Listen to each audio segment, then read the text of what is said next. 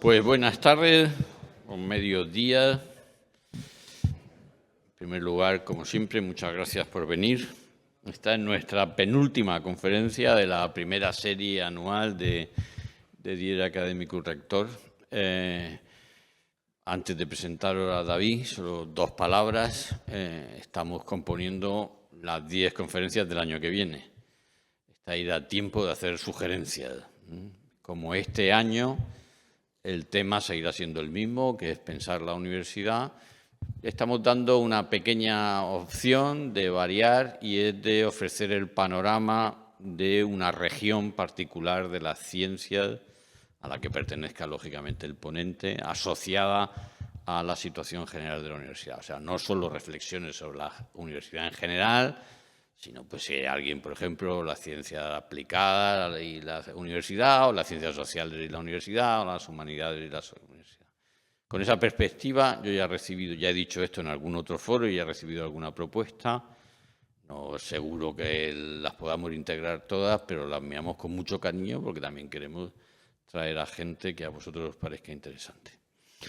Pues la conferencia de hoy es un caso como ese. Es David Reyero, que es titular de Teoría de la Educación en la Universidad Complutense, dirige el grupo de investigación de Antropología y Filosofía de la Educación, tiene producción textual en forma de artículos y de informes y de monografías sobre el asunto que vamos a hablar y sobre otros más específicos de su área. Es conocido de la casa, estuvo aquí hace exactamente casi un año. Recuerdo que en aquella ocasión Elías, que no sé por dónde anda, pero nos presentó a él, a mí y a otro compañero. Y me acuerdo hasta del día, porque me acababan de nombrar rector. Fue 2 días después, o sea que... pero es además conocido en los entornos de la educación y de la teoría de la educación y de la reflexión sobre la educación y en particular sobre la educación universitaria. Así que hemos tenido en esta serie de conferencias a muchos colegas que han pensado como nosotros y hemos tenido a unos pocos especialistas que de manera académica se han dedicado a reflexionar sobre la educación universitaria. Ese es el caso. El caso no es el primer perfil y el más numeroso, que son profesores universitarios que han pensado sobre la universidad, sino profesores universitarios cuya área de estudio incluye también la educación sobre la universidad. Me he agradecido porque venga en estos estertores finales y calurosos del curso y pues vamos a seguir la misma dinámica que siempre, que es que habrá una conferencia, luego hará la primera pregunta Remigio, que hoy no se va, y luego los demás participamos. Muchas gracias, David, tuyo. Bueno, no sé si hace falta este micrófono aquí. Sí, son los dos, es que me han puesto este, no sé si... Vale. Bueno, pues en primer lugar, muy agradecido, la verdad, porque agradecido a la Universidad Cardenal Herrera de Valencia, agradecido a Higinio por la invitación, porque, en fin, que te inviten siempre es una forma de reconocimiento y muy agradecido por eso. Seguro que el título que... He estado pensando bastante en qué título poner a esta conferencia y el título, La suerte de enseñar en la universidad de nuestro tiempo, a lo mejor alguno sabe reconocer cuál es el origen del título o a qué está ligado. Es un título que parece un tanto naif, porque parece que vivimos en tiempos apocalípticos o que todo se derrumba y parece un poco naif decir qué suerte enseñar justo ahora, qué bien, y no en la Edad Media. Es un poco provocativo, pero yo creo que es un título verdadero, aunque requiere algún tipo de explicación. Se me ocurrió a partir de la relectura de un texto muy cortito de un filósofo francés, Fabrice Hayat, que tiene un texto que se titula precisamente La suerte de vivir en nuestro tiempo. Entonces, se me cruzó ese texto mientras estaba leyendo otro más antiguo que pensaba que fuese la base de la conferencia. Es un texto clásico de Alan Bloom, que se titula El cierre de la mente moderna. No sé si a alguno os sonará ese texto. Es un libro de finales de los 80, bastante famoso, con bastante recorrido. Bloom, a finales de los 80, se queja del declive de las humanidades y del pensamiento propio que las humanidades representaban en los Estados Unidos. El final de los 80 y principios de los 90 está marcado por el relativismo, y este libro en concreto se utilizó en un debate que hubo en Estados Unidos en esa época también, en torno al canon de lectura en la enseñanza. ¿Qué deben leer los chavales en la enseñanza? ¿Qué deben llevar leído cuando llegan a la universidad? Rorty, que es un filósofo norteamericano, realizó una profunda crítica de este texto, del texto de Bloom, y publicó un artículo titulado Educación sin dogma, que no podemos discutir ahora, aunque es muy interesante de discutir. El fondo del artículo de Rorty estaba referido a la universidad, cuyo papel, para este autor, era ironizar sobre cualquier convención de las que damos por supuestas. Así, mientras que la enseñanza previa a la universidad debe socializar, no queremos niños zaratustras, la universidad lo que hace es ironizar o criticarlo todo. No puede quedar nada en pie. En esa época, y según Bloom, las universidades son instituciones precisamente dominadas por ese relativismo cultural y moral que desprecia cualquier canon tradicional de Occidente. Aunque hoy yo creo que no estamos exactamente en el relativismo cultural, sino más bien en su dictadura, es algo que podremos luego discutir. Bloom dedica una parte importante de la crítica al mundo musical en el que vivían los estudiantes de la época en que escribió el libro. Básicamente lo que decía Bloom es, oyen una música diabólica. Yo, claro, pensé que cuando Bloom escribió el libro a finales de los 80, yo estaba entrando en la universidad. Entonces dije, pero bueno, está hablando de mi música, pero ¿qué le pasa a mi música? Tampoco es tan horrible. Bueno, es curioso ver cómo nosotros podemos pensar ahora también que oyen una música horrible, diabólica. En el fondo, lo que decía Bloom es que la gente ya no puede construirse, desarrollarse o vivir en una universidad como la que dio lugar a su origen. Los ejes de estas críticas son muy conocidas y, sin duda, son verdaderas en parte. El conocimiento se ha disgregado, parcializado, atomizado, como ya criticaron desde Humboldt a Newman, y como se ha visto aquí en la serie de conferencias que me he visto antes de venir aquí, y me ha asustado un poco, también lo digo, porque son conferencias muy buenas, pues he visto que ya se ha hablado de esto, de la disgregación, de la atomización del conocimiento. No existe ninguna disciplina unificadora, como en su origen era la teología, o podría ser hoy la filosofía, pero cuya crisis podría dar lugar también a varios ciclos de conferencias. La realidad es que esa fragmentación resulta evidente y claramente visible en todas las direcciones. No es algo que afecte simplemente a los ámbitos científicos o técnicos. No se trata de que los alumnos de ciencias o disciplinas técnicas o ingenieriles no lean literatura clásica o tengan una mínima formación filosófica.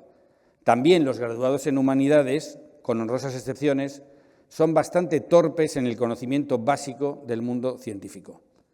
Es quizás lo que nos pasa la muestra de un progresivo desinterés por el todo, por lo universal, por el universo del conocimiento.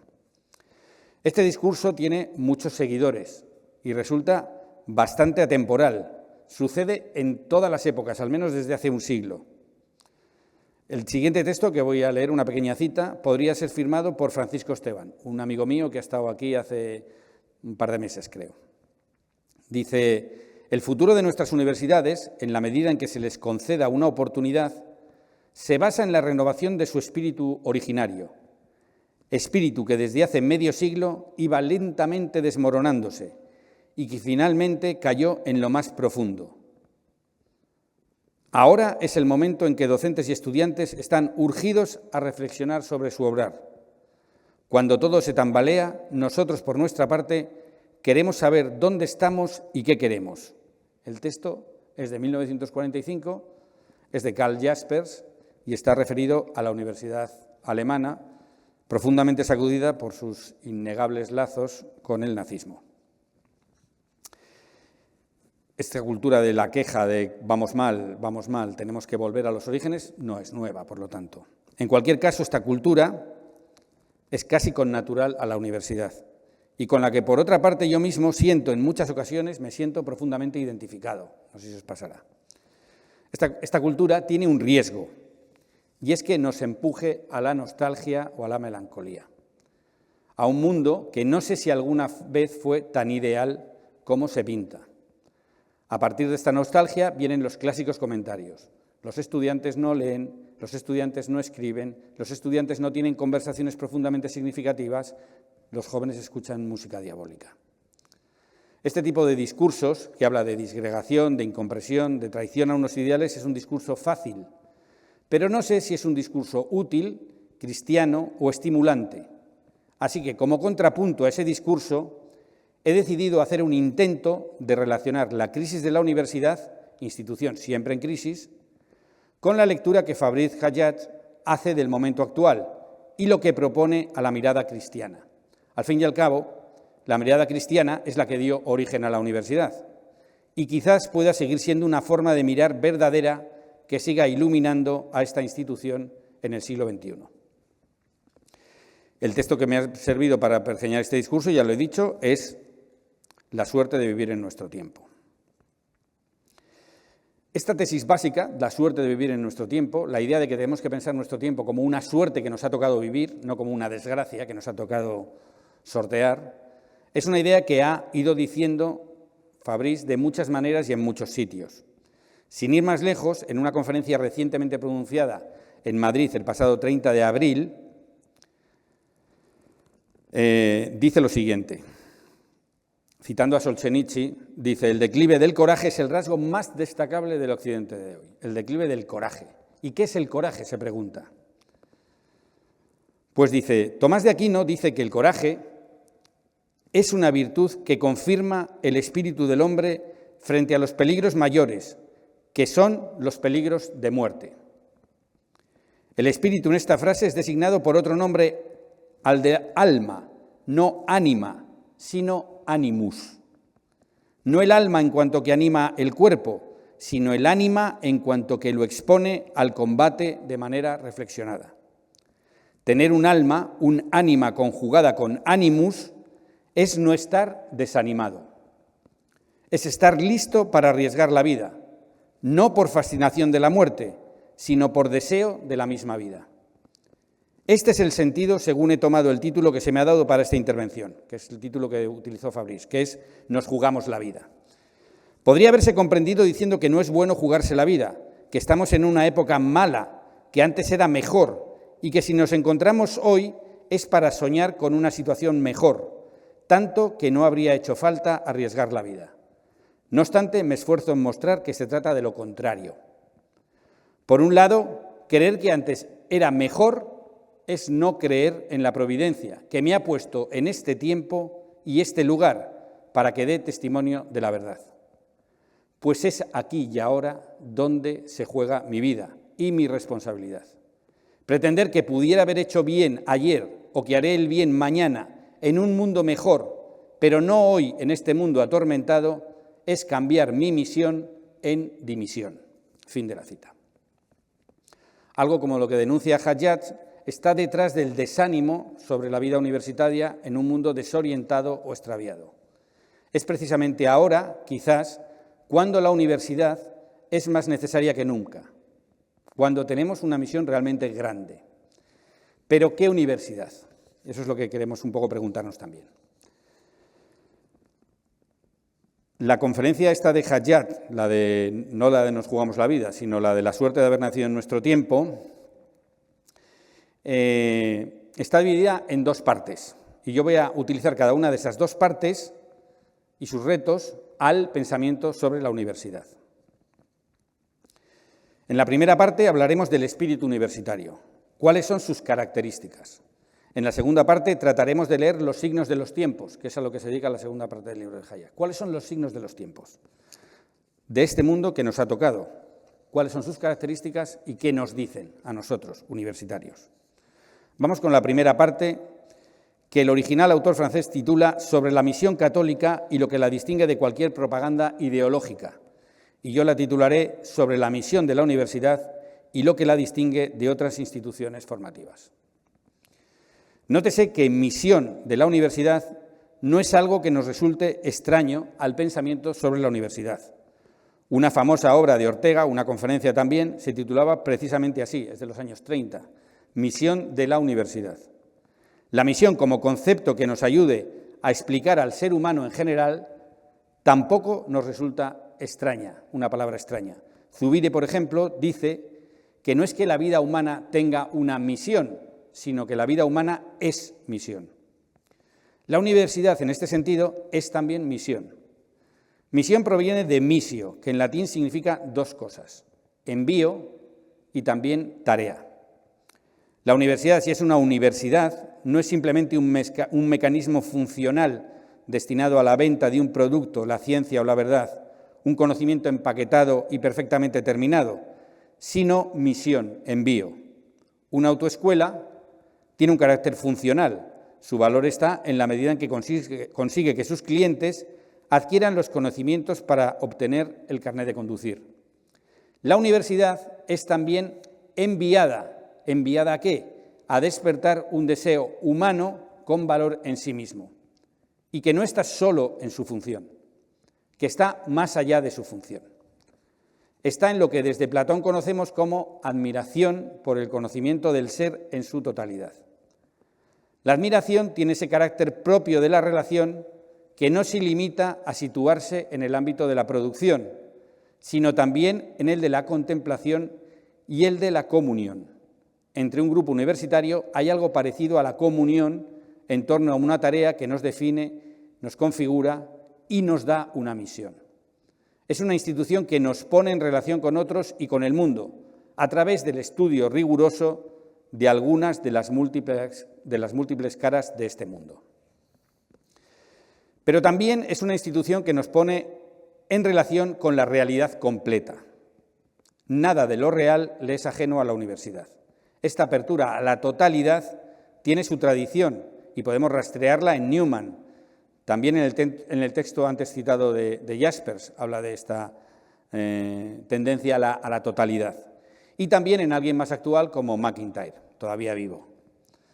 MacIntyre comienza su análisis constatando cómo desde el siglo XIX el número de disciplinas o materias o grados en las universidades estadounidenses ha aumentado significativamente. Yo, y perdón por ponerme como ejemplo, tengo un hijo que acaba de hacer segundo de bachillerato y se enfrenta al dilema de ver una sábana inmensa con infinidad de títulos, titulitos, grados, graditos y de todo tipo, ¿no?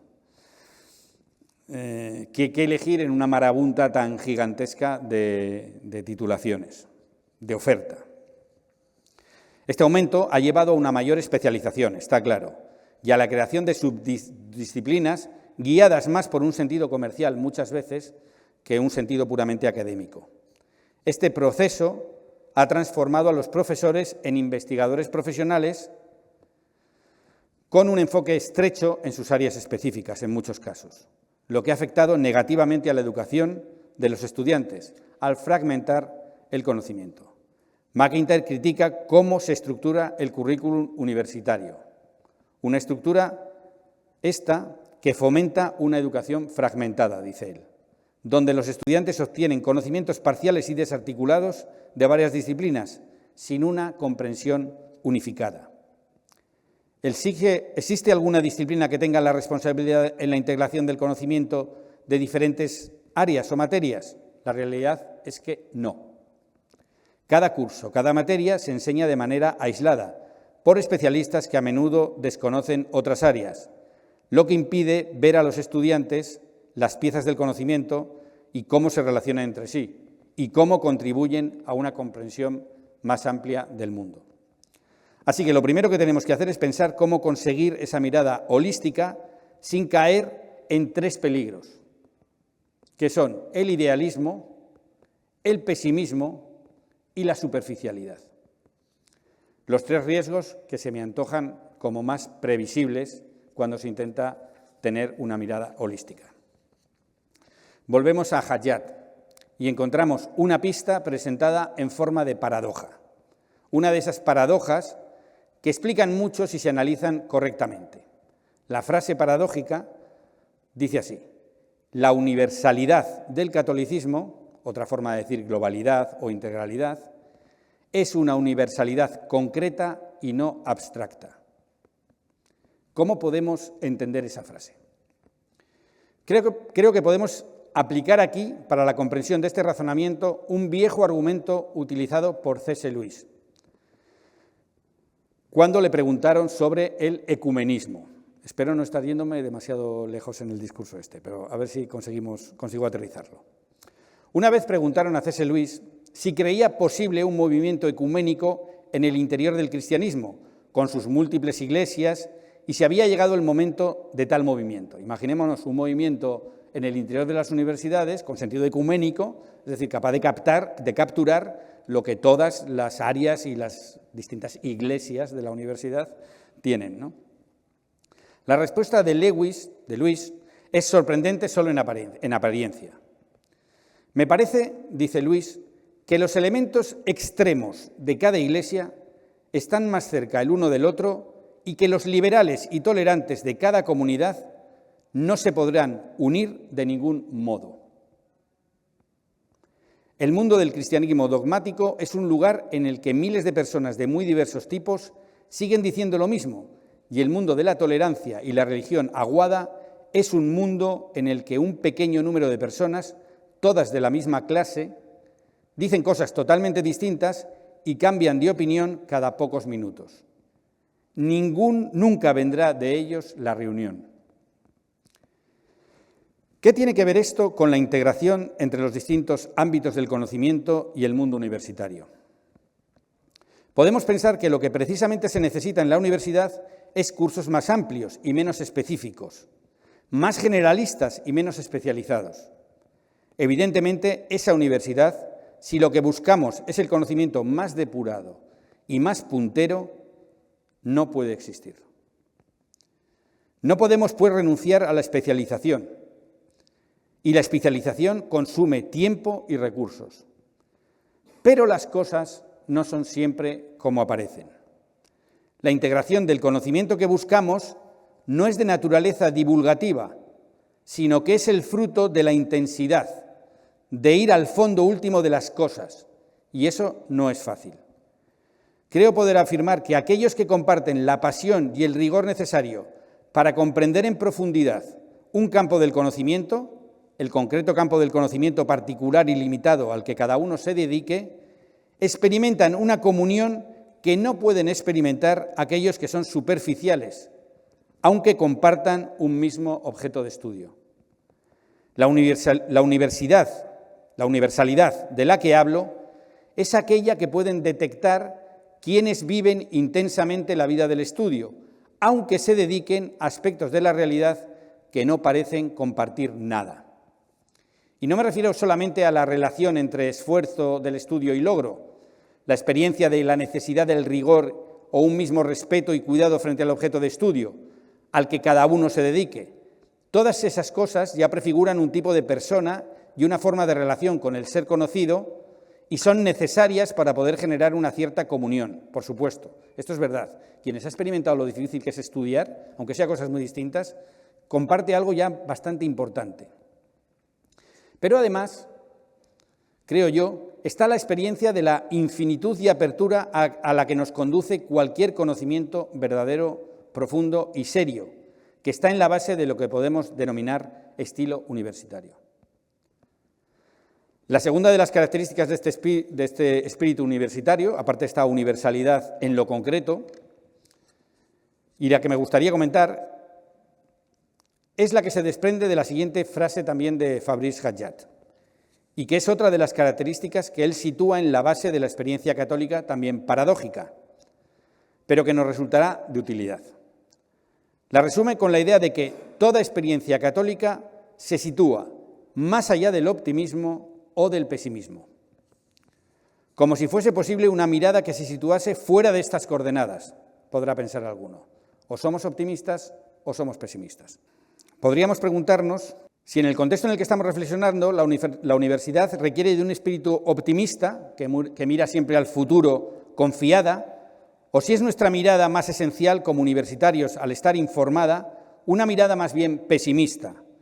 Si es una fuerza dinámica abierta al bien, siempre fiada en el progreso, o una especie de institución Casandra condenada a predicar un peligro sin ser escuchada o a denunciar un mundo imperfecto en el ocaso permanente. Dicho de otra manera, ¿muere la universidad por exceso de optimismo o por convertirse en una plañidera pesimista y siempre llorona? Recuerdo aquí que un autor norteamericano, Steven Pinker, un optimista del libro, siempre divide la parte científica de la universidad en el motor optimista y reserva a los humanistas la parte ceniza en general. Su pronóstico es que cuando las ciencias se dediquen a los asuntos humanísticos, las cosas mejorarán.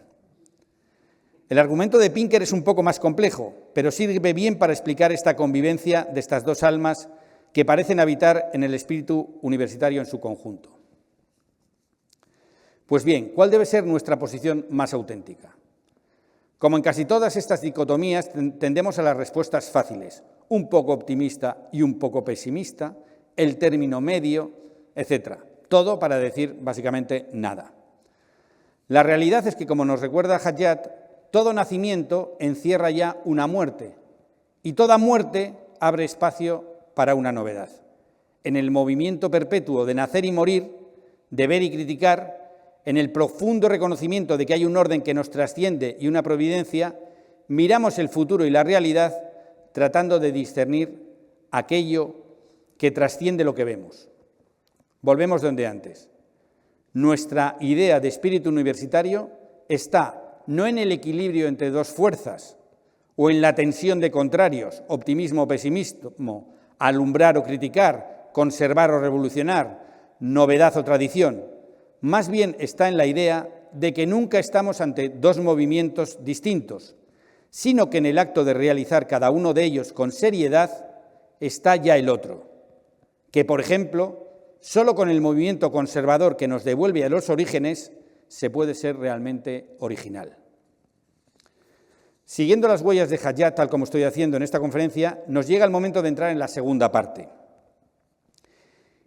y no de mirar a la universidad y su espíritu, del que ya he hablado, sino de mirar cuáles son los signos de los tiempos y qué nos dicen de nuestra misión frente a esos signos. Lo primero que hemos de decir es que son unos signos, según Hayat, apocalípticos. Conviene recordar, para no asustarnos antes de tiempo, o no regodearnos, que de todo hay, que Apocalipsis significa revelación. En este sentido, los signos de los tiempos son reveladores. La historia es el lugar del conocimiento de lo humano y lo divino. El tiempo es el lugar de la revelación. Todo tiempo y cada tiempo, también este tiempo. El ser humano conoce en la historia, se conoce en la historia y no a pesar de la historia. No conoce, casi como pretendía Descartes, de manera angelical, fuera de la historia. ¿Cuáles son estos signos? A mí me parece que el original francés, y me refiero a Hayat, no a Descartes, lo resume muy bien y revelan también un papel a la universidad. Me fijaré en las características que describe para nuestro tiempo y que nos ayudarán a pensar esa misión de la universidad de nuestro tiempo. Y la suerte, ahora casi en sentido taurino, bueno, no, en sentido de favor, a la que nos enfrentamos. Él habla de 13 signos. Yo los he resumido en 4, para no aburrir, que serán los siguientes. El primero es fin del progreso y comienzo de la esperanza. Esto es tal como lo titula uno de los signos el propio Fabrice. El segundo sería tecnología sentimental, el título es mío. El tercero sería la desmaterialización. Y el cuarto sería la primacía del dato frente a la debilidad de la carne. Esos serían los 4 signos de nuestro tiempo. Vamos con el primero. Fin del progreso y comienzo de la esperanza.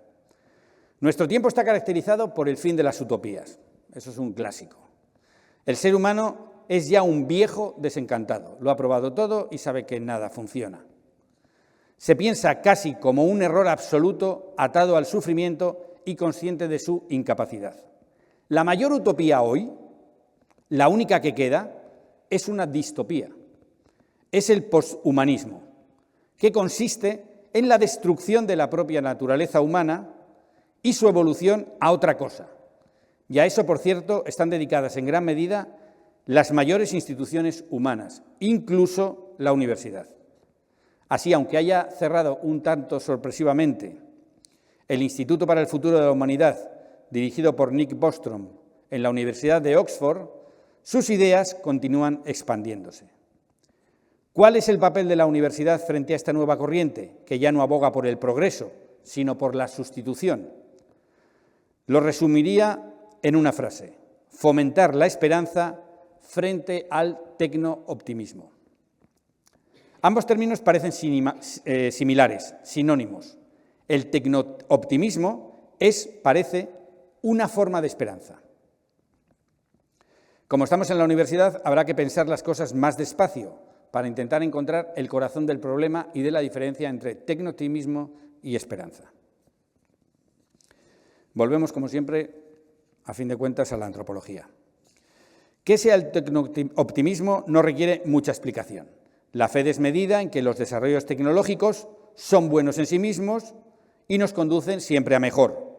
Son la solución pragmática, que es la única posible y la única que hay que buscar a nuestros problemas. Es una consecuencia del tecno-optimismo, por ejemplo, que la inversión en inteligencia artificial, vistas las cosas que hace, los resultados que muestra, no requieran de más justificación. Para el desarrollo de la IA hay dinero y recursos sin límite. Da igual que contamine, da igual que gaste una cantidad enorme de energía. Pero el tecno-optimismo crece en parte por la renuncia a la esperanza de los desarrollos humanísticos. Hay un artículo de Pinker, este que cité antes, muy interesante, en este sentido, que se titula, es de 2013, ya un poco antiguo, para los estándares posmodernos, que se titula «La ciencia no es tu enemigo». En este artículo Pinker hace una denuncia con cierto fundamento a las humanidades y dice: los diagnósticos del malestar de las humanidades apuntan con razón a tendencias antiintelectuales en nuestra cultura y a la comercialización de nuestras universidades. Pero una evaluación honesta tendría que reconocer que parte del daño es autoinfligido. Las humanidades aún tienen que recuperarse, dice Pinker, del desastre del posmodernismo, con su oscurantismo asfixiante, su relativismo dogmático y su corrección política.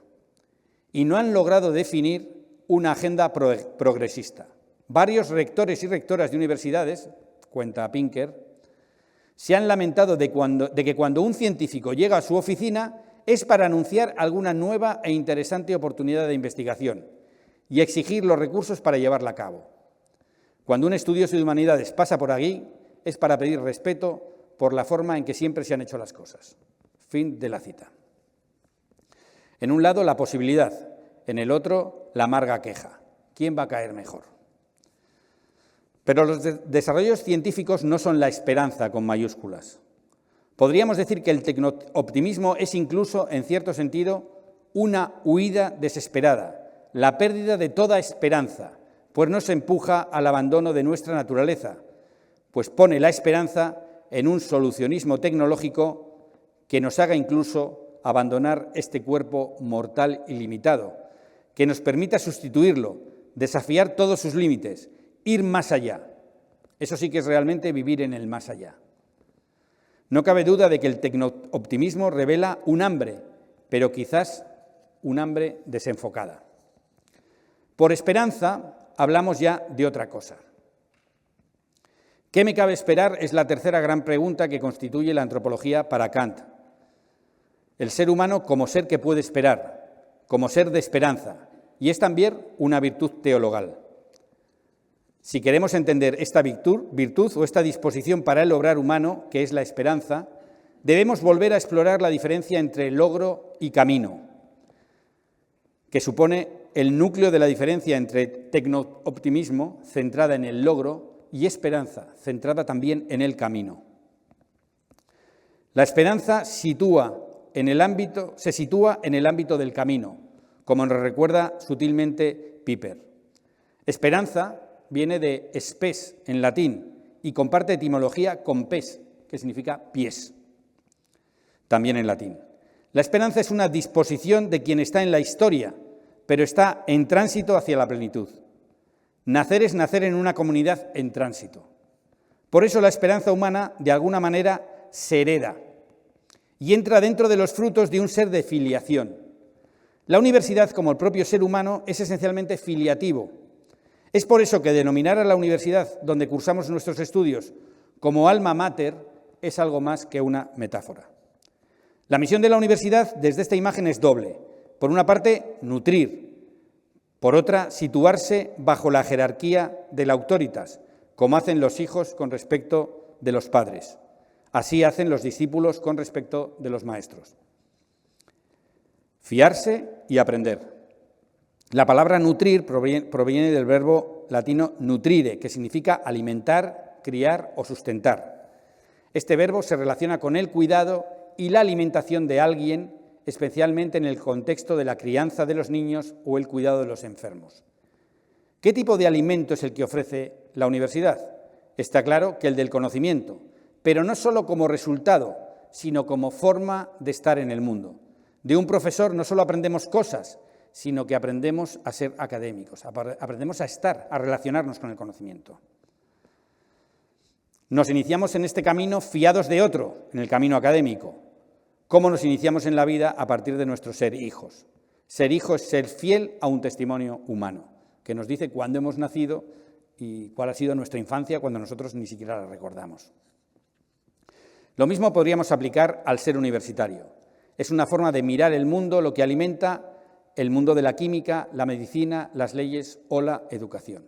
Es por esto que la universidad, como todas las instituciones verdaderamente educativas, es en esencia una institución, repetimos, de esperanza. Quien enseña a quien no sabe, cree en las posibilidades y recursos internos de aquel a quien se sitúa en la comprensión del mundo que se logra a través de un estudio, pero que también, porque lo vive, en el estudio y su valor. La universidad se sitúa en el ámbito de la natalidad, del que hablaba Hannah Arendt, que es el ámbito de la esperanza radical. A esta relación entre natalidad y esperanza, no solo en sentido figurado, sino en sentido real, convendría darle una vuelta. Hay una interesante película del director mexicano Alfonso Cuarón, no sé si la han visto, Hijo de los hombres, que comienza con la muerte de la persona más joven de la Tierra, que tiene 18 años. Las mujeres se han vuelto estériles, no se sabe la razón. Y claro, la sociedad, el mundo, se sitúa en un escenario distópico. Todo pierde sentido. No habría universidades si ya no hay una nueva generación a la que formar. No son los avances técnicos donde la humanidad fija su ilusión, sino en la recuperación de la natalidad. Es lo que nos enseña esta película. Es la súbita aparición de una mujer embarazada lo que asombra y frena la violencia que se ha desatado, lo que ofrece un sentido y una esperanza. También la universidad tiene un útero donde se gesta su renovación. Si nadie quiere ser profesor de universidad después de estar en nuestras clases, quizás nuestro útero está muerto. Quizás la esterilidad ha llegado a nuestra universidad. No quiere decir que todo profesor tenga que tener doctorandos, pero toda institución que quiera ser universitaria, sí. ¿Significa este discurso en favor de la esperanza un rechazo de la tecnología? No, no es la tecnología un objeto de estudio y desarrollo en la universidad. ¿Debemos renunciar a la tecnología y sus desarrollos? Evidentemente no. Pero significa situarla en su posición. Significa situar la tecnología, en cierto sentido, fuera del ámbito de la esperanza. La tecnología está en el ámbito de nuestra relación con el mundo, pero no en el ámbito de nuestra relación con el sentido del mundo y la comprensión del mundo. ¿Qué quiere decir esto a nivel práctico? ¿Cómo usar la tecnología en la universidad? ¿Cuál es su sentido? Ciertamente, si analizamos los problemas con los que nos encontramos en la universidad, muchos se centran en el uso de la tecnología. ¿Cuál sería el uso más adecuado? Creo que la referencia que hemos visto sobre la relación entre esperanza y camino, una disposición más allá del logro, nos debería conducir a explorar las relaciones entre tecnología y el camino del conocimiento, que, recordemos, son la exploración intelectual, la búsqueda de la verdad a través del diálogo y la reflexión. Es decir, la tecnología nos ayuda a reflexionar más o nos ofrece solo productos. Si nos ayuda a reflexionar más, bienvenido sea. Si nos ofrece solo productos, no es lo que nos va a ayudar en nuestra relación universitaria. Claro que los alumnos van a usar la inteligencia artificial, pero yo puedo diseñar formas para que la usen de manera provechosa, que les ayude a pensar, o simplemente voy a estar vigilando que la usen o no la usen. Bueno, hay que pensar sobre eso. Vamos con el segundo signo de los tiempos, que están los cuatro bastante relacionados, ya lo veréis. El segundo es tecnología sentimental, lo he llamado. Voy a ponerme aquí esto porque veo que ya llevo mucho tiempo. Iré rápido. En definitiva, como acabamos de ver, nuestro mundo no es el de la ideología, es el de la tecnología. Los medios parecen más importantes que los fines, pero no como podía decir Aristóteles que los fines deben estar también en los medios. No puedo convertirme en honesto sino haciendo actos honestos, sino convirtiendo a los medios en fines en sí mismo. Es el medio, la tecnología, la que define el fin del ser humano. Casi podríamos decir que ya no regalamos un móvil a un adolescente, sino a veces un adolescente a un móvil. Es el medio el que nos forma y nos transforma. Como siempre dirán algunos, solo que ahora nos transforma privándonos de nosotros, alienándonos, separándonos, aislándonos. Dice Hadjat, conviene recordarlo, medios no nos faltan, al contrario, nos hundimos bajo el peso de los medios que se interponen entre el prójimo y nosotros, por una razón evidente. Esa interposición nos protege de la exposición. Y es que existe un profundo vínculo entre el martirio y la cercanía. Solo el testimonio que se ofrece en una presencia encarnada nos expone a recibir golpes. Pero es que además pasa algo singular con esta nueva sumisión a los medios. Si el medio del estudio disciplinaba nuestros sentimientos y los sometía a una forma, con nuestra relación con el clic compulsivo, también nuestra afectividad se vuelve compulsiva e infantil. La relación entre una y otra cosa es evidente. Olvidando el viejo método dialógico, leer, conversar, escribir, pensar, en ese orden o en otro, en palabras de Trilla, nos volvemos incapaces de educar nuestra sensibilidad y nuestra razón, que deja en el dato mecánicamente recogido el único fruto apetecible. Sigo citando a Hadjat. En realidad, el culto al sentimiento pretende compensar la reducción de la racionalidad a un poder de uso y de management totalmente desapasionado, porque la razón, en el fondo, es ante todo capacidad de comunión y de elogio. Es eucarística antes que lógica y con más razón aún antes que logística. Solo nos dejamos interrogar por algo si antes lo hemos admirado. Vamos con el tercero de los signos, la desmaterialización. Ya estoy terminando. Recuperar la universidad, o al menos repensarla, es también recuperar su materialidad. ¿En qué sentido los signos de los tiempos han olvidado la materialidad? Lo venimos diciendo desde las reflexiones de los puntos anteriores. Hemos pasado desde lo que Fabrice llamaba paradigma de la cultura al paradigma de la ingeniería. La cultura, palabra relacionada con cultivar y con culto, refleja una determinada relación con la materia. La materia es una realidad caracterizada por su peso, su resistencia, sus límites físicos, incluso un telos propios, aunque esta sea una concepción harto discutible. Frente a ella, el paradigma ingenieril ve la realidad como algo disponible, más como posibilidad que como resistencia. En definitiva, según unos autores compañeros míos, Alberto Sánchez Rojo, Tania Alonso y Judith Martín Lucas, que han publicado un texto, La pedagogía ante el desafío digital, nuevas materialidades, dicen, en definitiva, los datos propios de la tecnología son objetos que datifican la vida, comunidades discontinuas de breve actualidad, que no se combinan para construir una historia o una narrativa. Ya no damos paseos, ahora damos pasos, 10.000 pasos.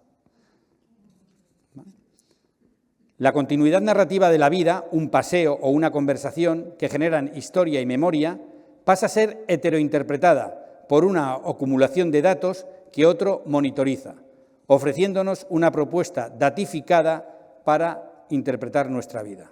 Llevar una vida saludable es llevar no sé cuántos pasos, tomar no sé cuántas calorías y, en fin, todo datificado. El efecto de esta datificación, de esta disolución del cuerpo en funciones inconexas, como le ha pasado al conocimiento, junto también a la pérdida de espacialidad, aulas virtuales, y de temporalidad, aumento de actividades asíncronas, nos conducen a un fenómeno bien conocido, que es el desarraigo. Desarraigo de un lugar, de un tiempo, de una comunidad, incluso de un yo estable. Se ha puesto de moda aquello del género fluido. Por contra, el paradigma de la cultura es otra cosa. El cultivo es una actividad que si algo exige es permanencia, terreno, presencia y respeto a los tiempos. La universidad como lugar de cultura exige tiempos, paciencia, trabajo, cuidado. ¿Es posible una universidad virtual? No. Será algo, pero no una universidad. Ciertamente podemos llamar a las cosas como nos dé la gana, pero el uso del lenguaje no es neutral. Y cuando cambiamos el sentido de una palabra, hay algún aspecto de la realidad que estamos perdiendo, que dejamos de ver. La universidad exige, repito, presencia, lugares y cuerpos, no máquinas, datos y no lugares. El alma mater es material, porque nuestra alma es encarnada. La presencia marca la diferencia entre una buena universidad y otra que no lo puede ser tanto o no lo puede ser en el mismo sentido. Aunque se enfaden los muchos amigos que tengo en las universidades a distancia y en grados semipresenciales o esas cosas. Última característica, ya sí que termino. Primacía del dato frente a debilidad de la carne. Este cuarto signo de los tiempos ya ha quedado prefigurado. Ya difícilmente podemos hablar, incluso, dice Fabrice, de individualismo. Fabrice habla de dividualismo. Al haber terminado con la comunidad, hemos también acabado con el individuo, que está siempre en tránsito hacia algún lugar, hacia ningún lugar, mejor dicho, o sea, perdido. Todas las entidades sufren este efecto disolutor de la tecnología, especialmente aquellas que tienen que ver con lo comunitario. La transmisión ya es difícil, pues todos vamos absortos con nuestros iPods. El coche, donde los padres solían poner música a los hijos y transmitir sus gustos musicales, ya no funciona de esa manera, porque la gente lleva sus cascos y se pone su música. La comida, los estudios, todo se solventa mejor cara a las infinitas pantallas que nos rodean. Los tutoriales, podcasts, etcétera, sustituyen a la conversación y a la pregunta, sustituyen al otro. No voy a exagerar, pero si algo es relevante en la universidad es la recuperación de espacios, tiempos y lugares concretos de conversación, fijada en objetivos grandes y con cierta densidad. Desde el año 2012, en el grupo de investigación al que tengo suerte de pertenecer, tenemos un seminario de lectura. 2012, ya son 12 años. Primero, no damos ningún certificado por asistir. Es una actividad absolutamente libre. Solo tiene unos pocos requisitos. Es una actividad libre porque el tiempo libre es precisamente el significado de la palabra escuela. Escuela viene de la palabra griega eskolé, que es tiempo libre, tiempo liberado de producir. Segundo, hay que llegar con el texto leído. No se puede hablar solo de oídas. Tercero, la presentación de la sesión es muy breve, 10 minutos, para dar paso a la conversación, que no dura más de 1 hora. Hemos experimentado, como dicen los nuevos nutricionistas, que siempre conviene quedarse con un poco de hambre. Y cuarto, vamos tanto alumnos como profesores y presenta cada día cualquiera de los asistentes al seminario, o alumnos indistintamente, o profesores. Creo que es posiblemente lo más académico y universitario que hacemos. Una suerte posible en nuestra universidad, y en todas, creo yo. El día que estas cosas resulten ya imposibles, no quedará mucha esperanza y tendremos muy mala suerte, pero no creo que eso pase. Muchas gracias.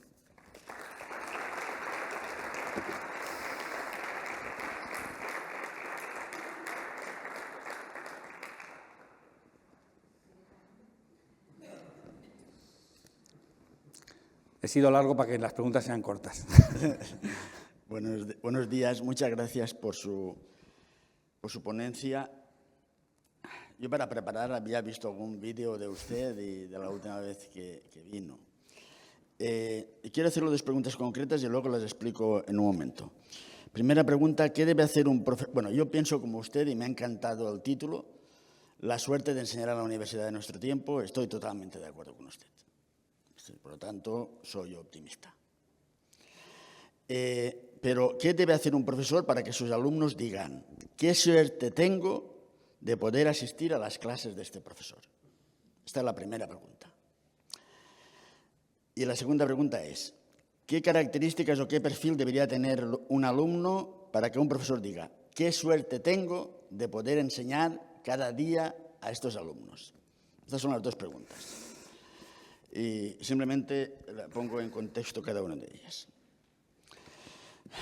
Ir para es tontería, que dice estos, ¿no? Entonces, yo recuerdo cuando estudiaba Derecho en la pública en la Edad Media, pues todos teníamos un afán de asistir a las clases de don Manuel Broseta, catedrático de Mercantil.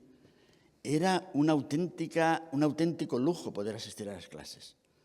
Gente en tierra, en la ventana, y era todo, era una auténtica representación. Por supuesto, un gran saber, pero una representación, una claridad, una experiencia, una interpretación de la materia, una interpelación del alumno.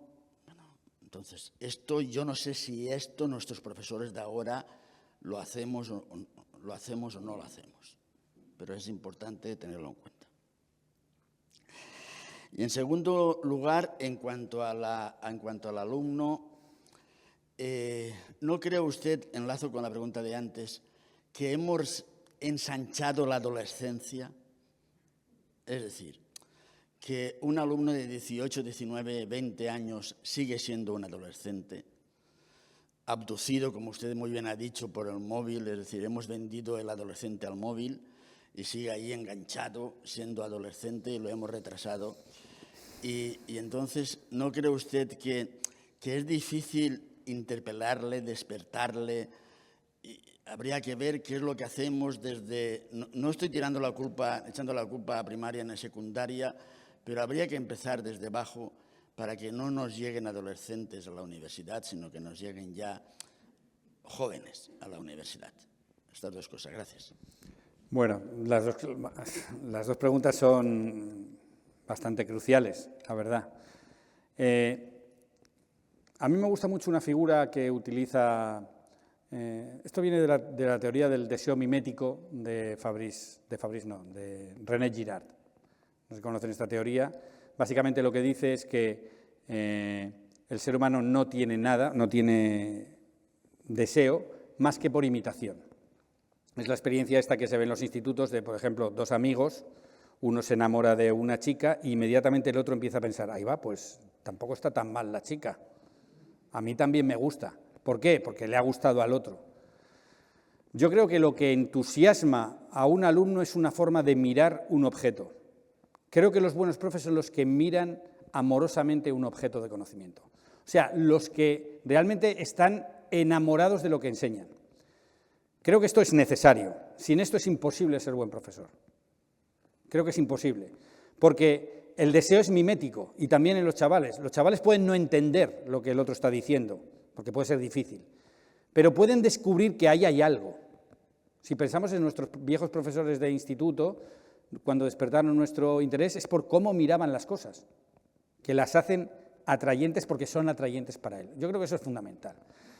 Claro, eso que es cierto, es así, se combina también con una profecía de Platón que se cumple a rajatabla, vamos, como todas las profecías verdaderas, y que está en el mito de la caverna. En el mito de la caverna, Platón cuenta cómo el que ha salido al conocimiento, el que ha aprendido a mirar la realidad de una manera, digamos, cuando vuelve a la cueva ya no ve, porque ha perdido la capacidad de acostumbrarse a la oscuridad. Entonces ve las sombras peor que los que están en las sombras. Entonces, los otros, dice Platón, como tú quieras sacarles, querrán matarte. Platón dice literalmente matarte. Al que quiera sacar a la gente de las sombras, le querrán matar. Es decir, hay una combinación de las dos cosas. Entonces, ¿cuál es el equilibrio? O sea, ¿cómo aprender a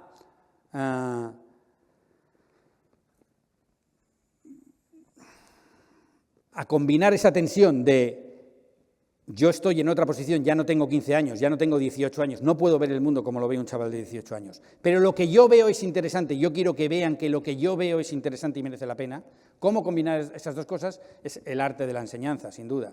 Pero no puede ser nunca renunciando a la calidad del objeto que queremos enseñar. Sin duda habrá gente que se le dé mejor, que sea más hábil en esa traducción o en esa traducción de ese lenguaje que es difícil, en el que mira un experto al que todavía no sabe. Pero lo que hay que hacer con seguridad es mirar amorosamente lo que enseñamos. Hay otro autor francés, Philippe Mérier, que tiene un texto así, Carta a un joven profesor, muy, muy bonito, dice una cosa muy interesante, dice: en la disciplina que enseñamos está la disciplina que se hace respetar. Es decir, el concepto de disciplina como objeto de conocimiento y disciplina como mantener un orden en la clase, dice Mérier, son lo mismo. Es decir, si no te va bien, haz que trabajen de otra manera, pero sobre todo haz que trabajen. Es decir, experimenta con el trabajo, no te centres en la disciplina o en el atraerles, céntrate en lo que tienen que hacer, qué tienen que hacer para aprender. Y sobre todo mira lo que quiero enseñar de manera concreta. Es lo único que se me ocurre decir. Así, para empezar, sobre el tipo de estudiantes que tenemos. Yo doy clase como supongo que todos los que estamos aquí, en varios cursos, no siempre en los mismos. Yo doy clase en primero doy siempre clase. Primero es, en cierto sentido, el lugar más difícil, porque efectivamente son más nuevos, o sea, más adolescentes. Tiene algunas ventajas primero, que es que también son más nuevos, todavía no están maleados, y tienen un cierto, bueno, entran en la universidad, si tienes suerte de la primera clase, pues es como hay silencio, en esa clase hay silencio, porque eres el primero, ¿no?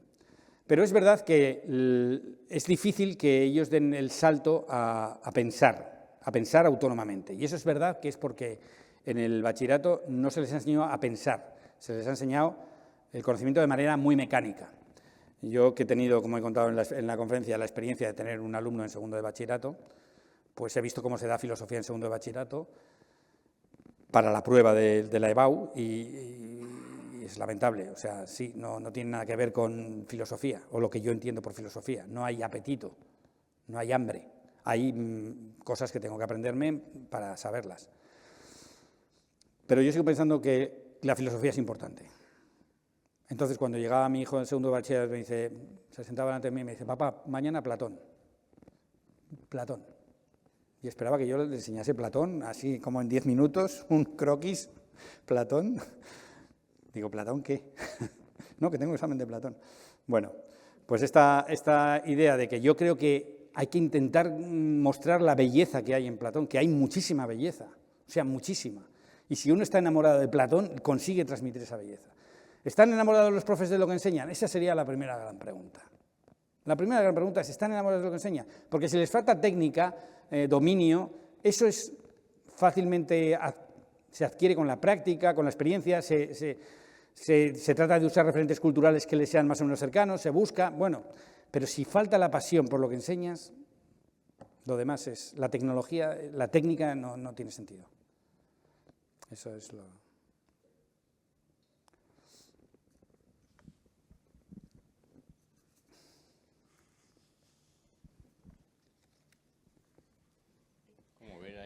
Como ves, hay un rito, y es que siempre pregunta a nuestro catedrático de Derecho. Lo he visto varias veces. Que remigio, y entonces, si no, pues ya pregunta el rector. Pero luego se animan, ¿eh? O sea, es cuestión de... A mí me gusta mucho la conferencia y te doy mucho las gracias, porque además viene a sumar en esta especie de conversación abierta en la que son estas conferencias. Y este último asunto con el que has contestado a Remigio me parece interesante, porque, claro, la pregunta se podría continuar. Es decir, ¿cómo enamoramos a los profesores de lo que enseñan? Porque podemos limitarnos a ser recolectores y decir, pues estos están enamorados y estos no están enamorados. ¿Y por qué se desenamoran los profesores de lo que enseñan? Porque, salvo que haya infiltrados automasoquistas que hayan encontrado en la universidad la forma de ganarse la vida pero nunca jamás han deseado ni saber, ni aprender, ni enseñar, cosa que puede ocurrir, pero no es lo más probable. En la universidad hay gente que tenía una inclinación inicial y muy preferente por el estudio, por la investigación, por conocer unas materias. Y sin embargo es verdad que eso no en todos los casos ha crecido, no en todos los casos está vivo y no en todos los casos. Entonces, a mí, claro, es una pregunta quizás de rector, pero ¿qué cosas se pueden hacer en una universidad para reactivar el deseo de saber en los profesores? Y ya aprovecho para una cuestión que es casi una discusión abierta, precisamente porque los profesores son lo primero, porque lo más importante son los alumnos. Porque la única manera de trasladar eso a los alumnos es teniendo profesores así. O sea, ¿qué forma? Y esto es un asunto que me preocupa, no solo me ocupa. No quiero anticipar la respuesta, pero sí quiero decir una cosa. Si los profesores no discuten entre ellos, si la disciplina que estudian no se convierte en parte de su forma de vida, y si eso no lo genera la institución, entonces estoy seguro que no. Seguro que me puedes decir más cosas, pero... Y entonces puedo decir, para agregar, eso es lo que queremos. O sea, por ejemplo, eso es lo que se quiere con estas conferencias. Pensar juntos sobre qué es la universidad y ahora, como hay confianza, voy a hacer un agregado. Tenemos unos 500 profesores con dedicación en la universidad. No sé si estamos 50 aquí.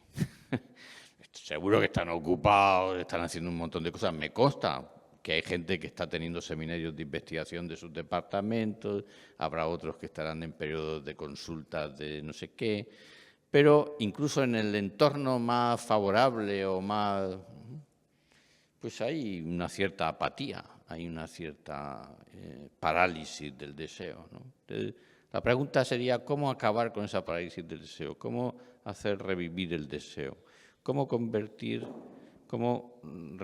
regresar la gente al entusiasmo original por aprender y comunicarlo. Ya sé que es una pregunta difícil. Sí, es una pregunta difícil. A ver, yo solo puedo acudir a mi experiencia. Yo creo que con el enamoramiento, el apasionamiento con un objeto de conocimiento puede pasar como pasa con todo tipo de enamoramiento y apasionamiento también con las personas. Es decir, ¿por qué uno deja de apasionarse o amar a alguien? Pues básicamente porque no lo trata adecuadamente. Esencialmente, es lo que suele pasar con las personas y también con otro tipo de objetos, con los objetos de conocimiento. Es decir, yo creo que es muy relevante, esto yo creo que es para el magisterio también, no solo para la universidad, pero ¿qué vida cultural tiene un profesor? ¿Qué vida cultural? O sea, ¿qué vida de cierta intensidad en el conocer el mundo tiene? Y luego, ¿qué tipo de comunidad, en qué tipo de comunidad vive? Porque uno de los problemas que yo creo que tiene la universidad, como tiene el ser humano posmoderno, es la desvinculación, la soledad, el desarraigo en ese sentido. Es decir, la gente puede ir a su trabajo, ser más o menos eficiente en su trabajo, pero si está solo, la posibilidad de que se agote es alta. Si no hay un grupo de gente con el que compartes lecturas, con el que puedes hablar de lo que lees, con el que tienes, este seminario que he dicho que tiene 12 años, para mí es una fuente de riqueza porque es una fuente de diálogo y a lo mejor llegan chavales que acaban de empezar, están un tiempo, luego se van y cuando llegan pues ven ahí a gente preocupada por textos que para ellos pueden resultar raros o extraños, pero que dicen, algo habrá ahí cuando estos se reúnen un viernes para hablar de esto. Entonces yo creo que son esas dos cosas, comunidad que exige tiempo, exige espacio, y la institución tiene que favorecer que haya eso. Y luego cuidado de las cosas, el mismo cuidado que se tiene cuando alguien quiere a una persona. Si no la cuida, pues la dejará de querer. Así a nivel macro, luego se pueden pensar cosas pequeñas que hacer.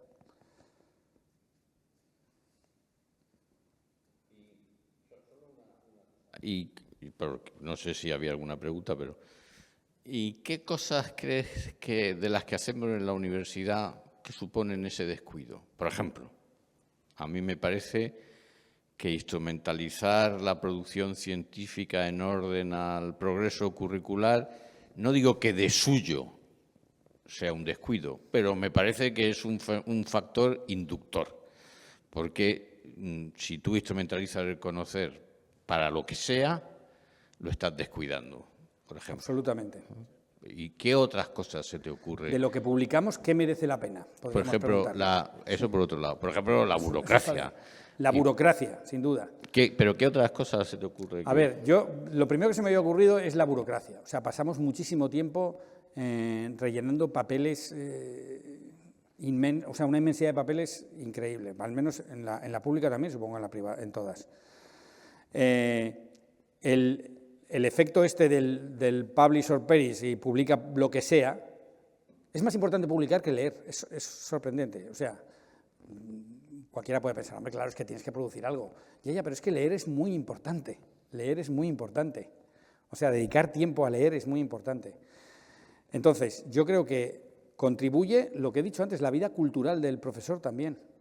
La vida cultural del profesor, que parece que no tiene nada que ver con lo que enseña en clase, su vida cultural,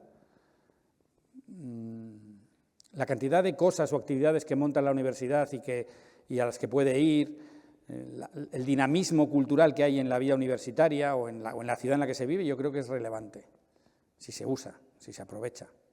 Yo creo que es relevante. Parece una cosa indirecta, pero creo que es relevante.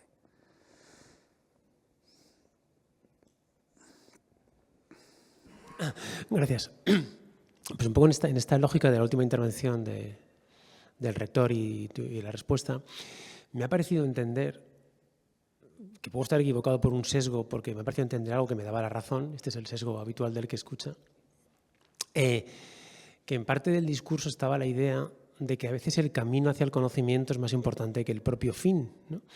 Y en esta idea, el doctorado creo que también se ha instrumentalizado en la universidad en los últimos años. Porque obligar a alguien joven a hacer el doctorado a toda velocidad, porque si no te doctoras no accedes al siguiente nivel y luego tienes que acreditarte a toda velocidad, creo que ha empujado a mucha gente a hacer el doctorado en una edad todavía temprana en su madurez intelectual, que esto en principio no sería un problema a mi modo de ver, pero sí un problema el hecho de que asociemos que cuando alguien hace la tesis en un ámbito concreto del conocimiento se convierte en especialista de ese ámbito para toda su vida, ¿no? Cuando yo creo, esto pensé en alguna reflexión con alguien que me enseñó seguro a pensarlo, que el valor del doctorado estaba en la capacidad de demostrar a la comunidad científica y académica que eras una persona capacitada para profundizar al máximo en un tema. Y esto te daba el valor de poder profundizar en otros, no te daba el valor de la especialización en ese tema. Es que es así. Pues yo creo que... O sea, sí. Yo creo esencialmente que la gente que solo habla de lo que hizo en la tesis y no ha dejado la tesis es o por pereza, porque ya estiras la tesis todo lo que puedes, o porque no ha aprendido bien lo que significa hacer una tesis, que es lo que tú dices. Es la capacidad de ser sistemático al abordar un tema del conocimiento, un ámbito del conocimiento. Pero claro que tú, en la medida, hombre, no vas a cambiar de área como... Pero desde luego tienes una cierta movilidad para ver un montón de cosas relacionadas con ese tema, relacionadas con la filosofía es muy grande, pero claro, no tienes que hacer solo el autor que tú hiciste la tesis, solo eso toda tu vida, ¿no? O sea, puedes hacer más cosas, claro. Entonces me alegra haberlo entendido bien, ¿no? Para tener la razón los dos. Y es que esto luego yo lo he relacionado en otra parte de tu discurso con ese efecto del enamoramiento hacia el objeto de conocimiento que el profesor puede trasladar a sus estudiantes. Porque el que se enamoró del proceso de descubrimiento, en cada clase cuando la está impartiendo, está construyendo ese proceso en la mente del estudiante. Entonces creo, y esta es una mera opinión que no sé si compartes, esta es la pregunta, que aquellos que entienden que la tesis o que la investigación que continúa el desarrollo del trabajo es válida no tanto en la especialización que supone, sino por el proceso intelectual que encierra, luego en el aula son capaces de transmitir en cualquier materia ese amor por ese objeto de conocimiento. Mientras que quizá uno de los problemas a los que en cierto modo se refería el rector es que hemos disgregado. Una cosa es mi investigación que busca una rentabilidad de publicaciones, otra cosa es lo que yo acomodo en el aula para cumplir el expediente de impartir unas determinadas horas de un conocimiento que a lo mejor ni siquiera es el más afín, ¿no?, en mi campo de la investigación. Si esto es así, es muy difícil que el estudiante, que es más adolescente o más maduro, se enamore de nadie, ¿no?, ni del efecto mimético del profesor, ni del conocimiento que imparte. Estoy bastante de acuerdo contigo. Una de las cosas, de los problemas que tiene la universidad, sobre todo en la gente más, no sé cómo es aquí la docencia, en la universidad pública es jerárquico total, es decir, la elección docente es categoría y antigüedad, pum, ya está. Eso implica que mucha gente que está empezando, que tiene sus cosas buenas, porque está empezando, es decir, todavía no tiene fijado del todo, puede dar cosas en un espectro, en un rango bastante amplio. Y hay gente que a lo mejor encuentra ahí caminos que no eran los que había pensado inicialmente si se lo toma en serio. Pero estoy de acuerdo contigo, lo importante del doctorado, como lo importante de la universidad, es el camino. Es que eso es lo contrario al tecnooptimismo. El tecnooptimismo es el que piensa que solo lo importante es el logro. Es que lo que nos importa es el logro. Es que no hay otra cosa porque no hay nada más, porque nada tiene otro sentido, solo el logro. Entonces, claro que entonces la tecnología te hace los trabajos, pero tú no has hecho el camino, no has aprendido, no has memorizado, no has relacionado. Te lo ha hecho la máquina, y tú has hecho un producto. Bueno, pero no... Acabo ya, disculpa. Te lo doy porque mi hijo mediano en segundo de bachiller, en el coche yendo a la EBAU, contándome de memoria Kant, en el trayecto de hora y cuarto hasta el examen, se sabía Kant súper bien y luego eligió Kant, que es la opción más difícil en filosofía, según su profesor, y ha sacado muy buena nota. A la semana siguiente no recordaba absolutamente nada. De hecho, no sabía si Kant era el portero de la selección alemana o el filósofo que él había estudiado, ¿no? Y yo pensé que no era culpa de él, era culpa del contexto en que estaba estudiando el conocimiento, en este caso, de un filósofo. Yo tengo esa experiencia también, porque claro, la hemos tenido los dos justo este año, nos ha tocado. Entonces sí, tengo esa experiencia. Tengo esa experiencia a veces es por falta de madurez también, ¿vale? Claro, es que ponerme yo como ejemplo, pero yo recuerdo que a mí el primer libro que me cambió la vida, digamos, o sea, que me hizo virar, fue Crimen y Castigo en tercero de BUP, o sea, era como primero de bachillerato. Yo creo que mis hijos me tiran a la cabeza si les doy Crimen y Castigo, casi seguro. No es que es que están en otro universo cultural. ¿Cómo entrar en ese universo para despertar preguntas que son auténticas y que tienen valor? O sea, que es que tienen valor para ellos. Eso es una dificultad añadida, sin duda. Una dificultad que los profesores... es que además, todos los que somos profes, que a veces utilizamos referencias culturales, las referencias culturales se quedan enseguida pequeñas. Por ejemplo, yo puedo hablar en clase de primero de la caída de las Torres Gemelas como algo reciente y es que no habían nacido ninguno. Claro, para ellos es la prehistoria. Es que requiere para que no pase lo de Platón, que nos maten, pues requiere una capacidad que no es fácil. Pero yo creo que el enamoramiento hace mucho, porque sin entender muchas veces cuando ves a alguien interesado en algo, dices, madre mía, es que tiene que ser interesante. Si este tío está tan pegado aquí, algo tendrá. Solo un comentario a esto último que has dicho, que estoy seguro que estás de acuerdo conmigo. Forma parte del proceso de adquisición de cultura darse cuenta que el mundo no empezó con el ombligo de uno y que la prehistoria es interesante y que además todo lo que ocurrió antes forma parte de lo que está ocurriendo. Y entonces es verdad que hay que meterse en universos culturales distintos y también es verdad que hay que ampliarle su universo cultural. Hay una tensión, en eso que dices, hay una tensión en pedagogía, la explica muy bien, yo creo que mucha gente, pero entre si hay que acomodarse a lo que el estudiante sabe, evidentemente, si solo nos acomodamos, pues no se sale del no conocer, o sea, se sigue en la caverna, o sea, hay que ir más arriba, o sea, hay que subir, eso está claro, pero hay que bajar también, no se puede vocear. Platón no dice, y les llamó desde arriba de la caverna. No, hay que bajar a desatarlos. Entonces, hay que bajar. Es esa tensión, claro, es esa tensión la educación. Por supuesto, no puedes dejar... Claro que la prehistoria es interesante. Claro que las cosas que ellos no conocen son interesantes. Eso es verdad, o sea, no tengo nada que... Es cierto. Y no podemos renunciar, además, a las cosas que son interesantes, no podemos renunciar.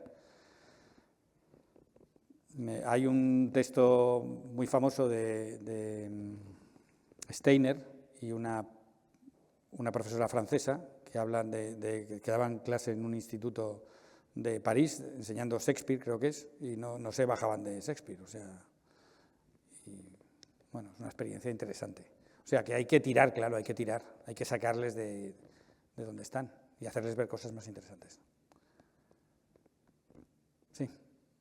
Buenas tardes, muchas gracias, don David. Me ha parecido muy interesante la conferencia. Me gustaría destacar algunos puntos que ha comentado usted.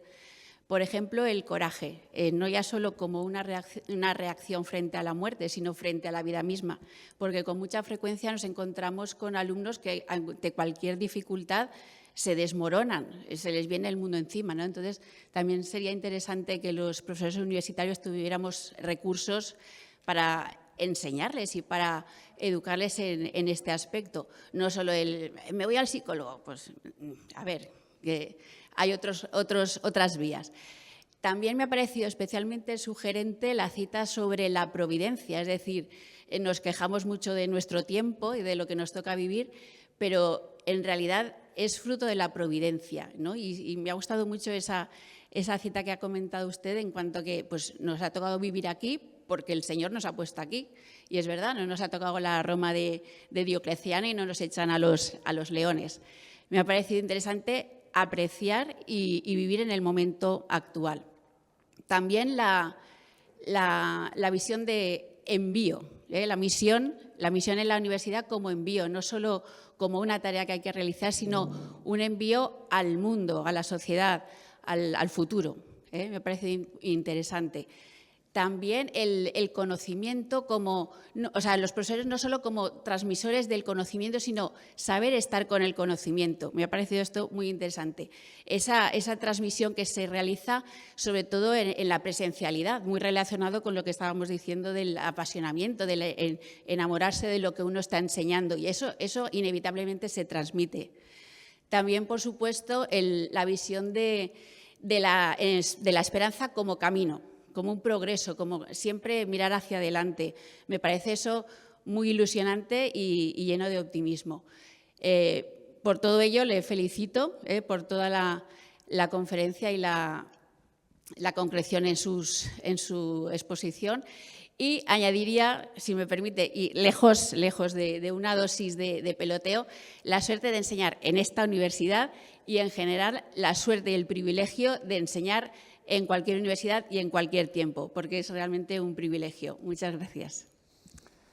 Pues muchas gracias por el comentario. La verdad es que yo sí que pienso que es un privilegio. O sea, tenemos, yo creo que el mejor trabajo del mundo. Esto lo dice un compañero mío, Fernando Gil, lo voy a citar, que él siempre dice que tenemos el mejor trabajo del mundo. Y es verdad, o sea, es un trabajo siempre con posibilidad de renovación, ¿vale? Con peligros, claro, con riesgos, pero es un trabajo... Y nuestro tiempo es un tiempo, no digo que tenga muchas cosas difíciles, esta especie de adolescencia retardada, el móvil que es una máquina diabólica, es verdad, está haciendo un daño impresionante, está aislando a la gente. Esto que llaman ahora salud mental, que está tan de moda, está muy relacionado con esto, o sea, sin duda. Pero es que este es nuestro tiempo, es que es este, no es otro, es que es este. Y hay que emocionarse con este tiempo. No estamos para una misión pequeña, sino para una grande. Nuestro enemigo es grande, no es pequeño. O sea que, ¿qué más podemos pedir?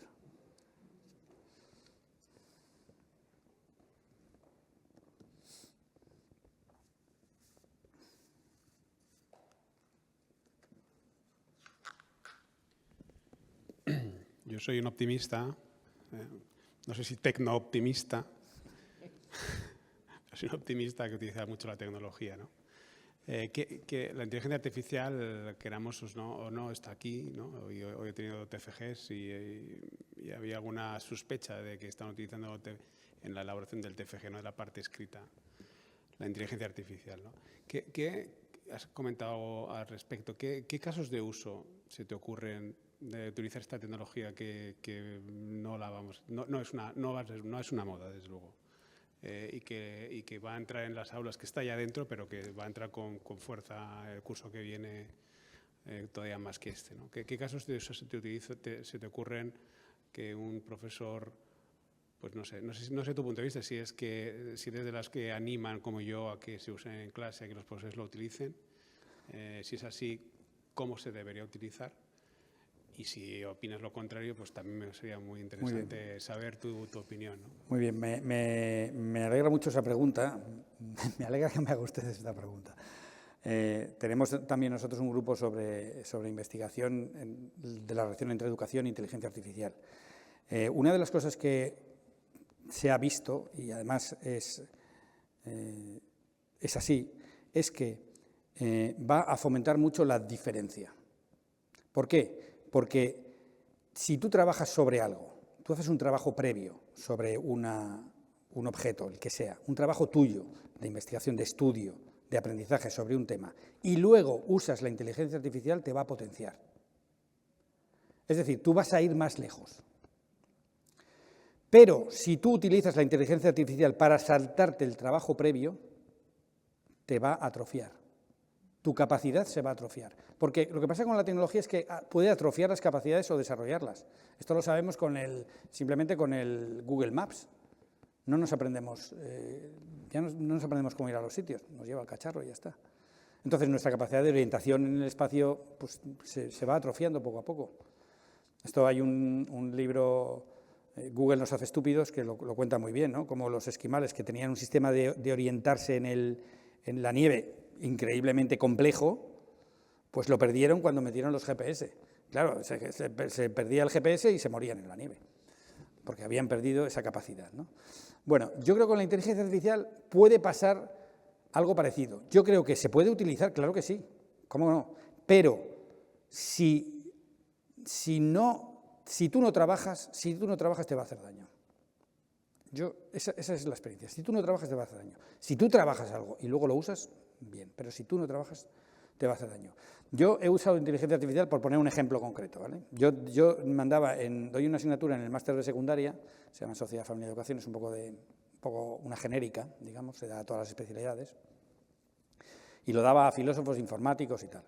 Entonces yo siempre pedía un ensayo como fruto del curso, digamos, no pedía un examen porque no me parecía relevante un ensayo, quiero ver cómo piensan sobre un tema relacionado con la educación. Entonces yo sabía que iban a usar inteligencia artificial y tampoco soy un policía, voy a estar ahí metiéndome en programas que no son fiables sobre si usan o no usan.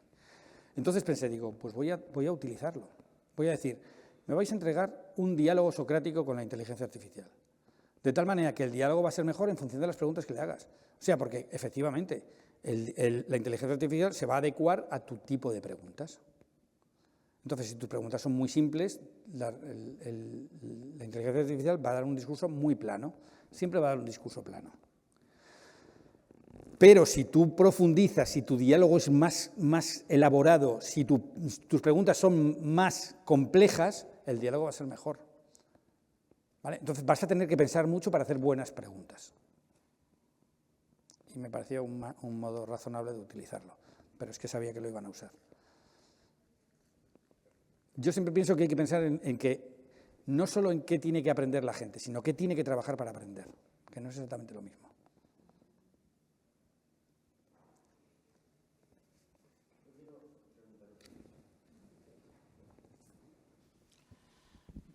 A ver, a lo mejor meto el dedo en el ojo, pero no me estoy refiriendo a nuestra universidad. Pero ¿no cree que un poco lo que empaña la suerte de enseñar a veces sea la política universitaria y la gestión universitaria? Quiero decir, yo me he encontrado, y no es por hacerle ahora el halago a usted, pero a mí me sorprende que sea profesor titular. Quiero decir, muchas veces no todos los catedráticos merecen ser catedráticos, ni todos los titulares deben seguir siendo titulares simplemente por cuestiones de política universitaria, de gestión universitaria. Yo creo que no cuenta en el ranking para hacer carrera docente todo lo que estamos comentando aquí, de enamorar a los alumnos, de tal, de cual. Esto no cuenta. Esto no cuenta. Yo, si soy catedrático, es por lo que he publicado, no porque no porque pueda enamorar a mis alumnos o pueda implicarles en los asuntos que esté llevando. Entonces, yo creo que esto es una rémora muy importante dentro de la universidad. No sé si usted está de acuerdo y ver esto cómo se debería aparte del desastre de nuestro gobierno cuando empieza a legislar constantemente leyes, cada una más torpe que la otra. Entonces, pues claro, trabajar así es muy complicado. Gracias. Bueno, muchas gracias por la pregunta. La verdad es que yo admiro a los que se dedican a la gestión. Yo me he dedicado un tiempo a la gestión en un nivel bajo, digamos, he sido subdirector del departamento y he tenido suficiente. Quiero decir, no me gusta la gestión, lo reconozco. Me gusta. Creo que no es concebible que a un profesor de universidad no le guste la docencia. O sea, que piense que está en el CSIC. Yo creo que la universidad no es el CSIC. Entonces, habría que valorar más la docencia, la buena docencia. Yo estoy de acuerdo. Yo no soy catedrático, es verdad, ya tengo la acreditación, si es algo eso, o sea que tengo el papelito ese que dicen que es necesario. Pero sí, estoy de acuerdo, la política universitaria, los cambios legislativos, es que nunca está la solución ahí, nunca está ahí la solución. Más bien suele liar las cosas, entorpecerlas. O sea, suele cambiar los procesos pensando que hace algo que mejora las cosas y no las mejora en la práctica. O sea, yo no creo que el problema de la universidad esté en ese punto. O sea, la política debería estorbar lo menos posible. Esa es mi posición por antonomasia. O sea, cuanto menos se legisla siempre es mejor. Pero que se legisle lo justo y que lo que se legisle se cumpla. Eso es lo que hay que pedir, pero no tampoco legislar mucho. Pero el problema de la universidad no es ese, yo creo. El problema de la universidad tiene que ver con la cultura en la que vivimos, con esta carrera en la que nos hemos metido loca de publicar. Es verdad que gran parte de lo que publicamos o de lo que se publica no es bueno, no tiene valor, es simplemente trámite y se nota. Y no es ni investigación siquiera, o sea, no lo considero así. Es que estoy de acuerdo con eso. Pero si me pongo en ese discurso, me pongo muy pesimista, sí.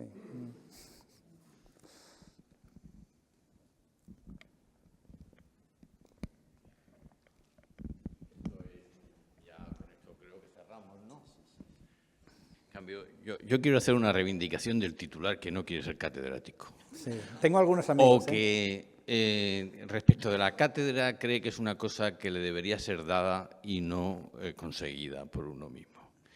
Y por tanto que haya catedráticos que merecen ser que haya titulares que merecen ser catedráticos, pero que no lo son porque no es lo que más les importa, me parece una cosa muy sana, muy bonita, muy honrosa y también estaría incluso dispuesto a bajar un poquito más, es decir, y que hubiera adjuntos que no fueran titulares, aunque lo pudieran ser porque no quieren. Porque eso señala una dirección en la vocación personal de ese sujeto que no coincide exactamente con la dirección de las promociones verticales en categorías salariales y académicas.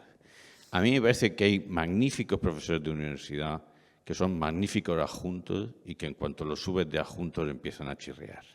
Y me parece que hay magníficos titulares que pueden además tener un crédito y una reputación en su área merecidísima y que, sin embargo, y que me parece que una de las cosas que muestra la perversión de la universidad es pensar que es el escalafón académico el que da medida de tus capacidades. No es verdad, no es verdad. O sea, yo he vivido en otras universidades, en otros sitios, y hay gente con una reputación muy grande en su ámbito, muy capaz, pero que ha hecho sobre todo transferencia de conocimiento o cualquier otra cosa, y que entonces a mí me parece que esa es otra cosa. Yo entiendo que en la medida que vinculan los niveles salariales a los niveles categoriales, pues es normal, porque la gente quiere, es normal, es comprensible. También me parece que en esta universidad se intentó hacer algo que luego las cosas no se entienden porque no se explican bien. Nosotros podemos promover en horizontal como titular y ganar tanto como gana un catedrático hasta la mitad de su promoción horizontal. O sea, nosotros tenemos niveles horizontales y el titular 8 gana lo mismo que el catedrático 3. Y que eso es una manera muy razonable de pensar esto, aunque, bueno. Pero a mí me gustaría, vamos, lo digo al hilo de la extrañeza de Remigio. Remigio es un magnífico catedrático, pero no hay que esperar que todo... En el sistema contemporáneo es imposible, porque significa promoción salarial y reconocimiento no sé qué y no sé cuántos, pero me parece que forma parte también del deterioro de la vida académica el pensar las categorías académicas con un sentido jerárquico. Bueno, en fin, con esto cierro, no hace falta ni que me contestes. No, te voy a contestar porque, aunque es arriesgado, pues porque esto queda aquí grabado, contesta. pero bueno, aunque hable muy mal de mí, la realidad es que yo, echar los papeles, es una burocracia gigantesca, solo me movió una cosa, que es el dinero. Es una relación puramente mercantil, o sea, soy un mercenario del asunto, en ese sentido. No tengo otro vamos, no me guía otro interés. O sea, es que, jolín, tengo 4 hijos, no sé qué, yo qué sé, el dinero no me viene mal. Eso es así. Mira, en eso casi todos somos iguales, el dinero no nos viene mal. Bueno, muchísimas gracias, ha sido interesantísima, muy interesante, y además yo creo que en cierta medida hemos tocado fondo, o sea, hemos llegado a las cuestiones que desde el punto de vista de las disposiciones del profesorado son más elementales y más esenciales. David, ha sido un placer, muchas gracias. Muchas gracias.